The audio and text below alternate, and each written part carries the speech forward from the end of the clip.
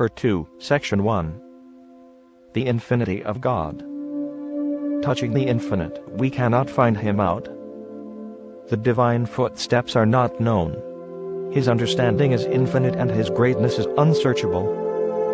The blinding light of the Father's presence is such that to his lowly creatures he apparently dwells in the thick darkness.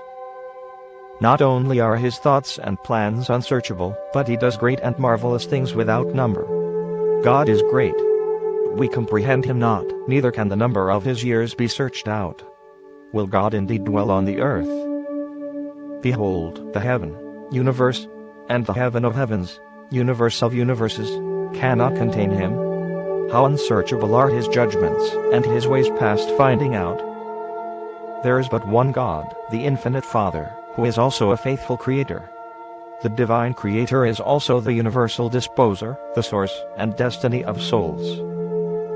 He is the supreme soul, the primal mind, and the unlimited spirit of all creation. The great controller makes no mistakes. He is resplendent in majesty and glory. The Creator God is wholly devoid of fear and enmity. He is immortal, eternal, self-existent, divine, and bountiful. How pure and beautiful, how deep and unfathomable is the supernal ancestor of all things. The infinite is most excellent in that he imparts himself to men. He is the beginning and the end, the Father of every good and perfect purpose. With God all things are possible. The eternal Creator is the cause of causes.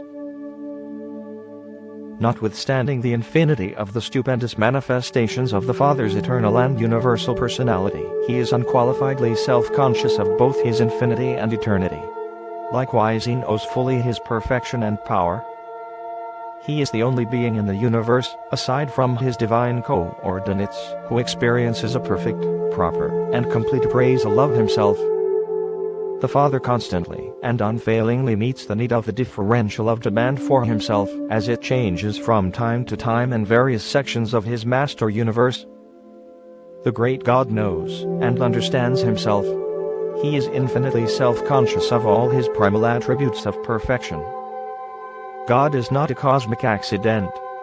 Neither is he a universe experimenter. The universe sovereigns may engage in adventure. The constellation fathers may experiment. The system heads may practice.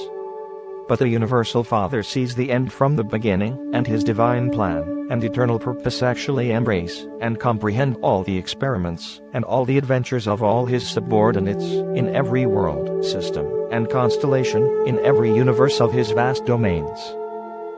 No thing is new to God, and no cosmic event ever comes as a surprise.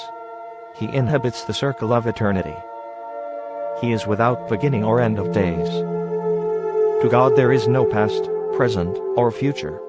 All time is present at any given moment. He is the great and only I Am. The universal Father is absolutely and without qualification infinite in all his attributes. And this fact, in and of itself, automatically shuts him off from all direct personal communication with finite material beings and other lowly created intelligences. And all this necessitates such arrangements for contact and communication with his manifold creatures as have been ordained, first, in the personalities of the paradise sons of God, who, although perfect in divinity, also often partake of the nature of the very flesh and blood of the planetary races, becoming one of you and one with you. Thus, as it were, God becomes man, as occurred in the bestowal of Michael, who was called interchangeably the Son of God and the Son of Man.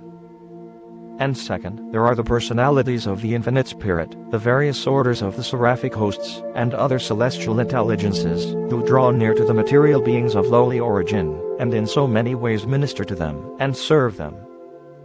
And third, there are the impersonal mystery monitors, thought adjusters, the actual gift of the great God himself sent to indwell such as the humans of Urantia, sent without announcement, and without explanation. In endless profusion they descend from the heights of glory to grace and indwell the humble minds of those mortals who possess the capacity for God consciousness, or the potential therefor. in these ways and in many others, in ways unknown to you, and utterly beyond finite comprehension, does the Paradise Father lovingly and willingly downstep, and otherwise modify, dilute, and attend you at his infinity in order that he may be able to draw nearer the finite minds of his creature children. And so, through a series of personality distributions which are diminishingly absolute, the Infinite Father is enabled to enjoy close contact with the diverse intelligences of the many realms of his far-flung universe.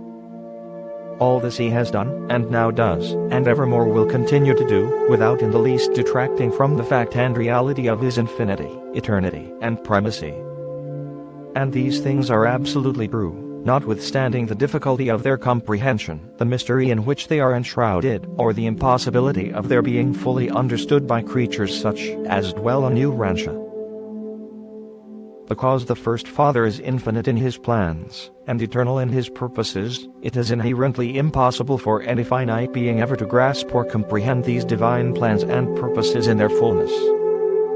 Mortal man can glimpse the Father's purposes only now, and then, here, and there, as they are revealed in relation to the outworking of the plan of creature ascension, on its successive levels of universe progression.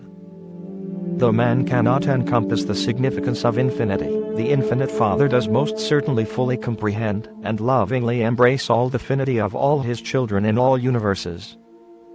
Divinity and eternity the Father shares with large numbers of the higher paradise beings, but we question whether infinity, and consequent universal primacy is fully shared with any save his coordinate associates of the Paradise Trinity. Infinity of personality must, perforce, embrace all finitude of personality. Hence the truth, literal truth, of the teaching which declares that in him we live, and move, and have our being. That fragment of the pure deity, of the universal Father which indwells mortal man is a part of the infinity of the first great source and center, the Father of fathers.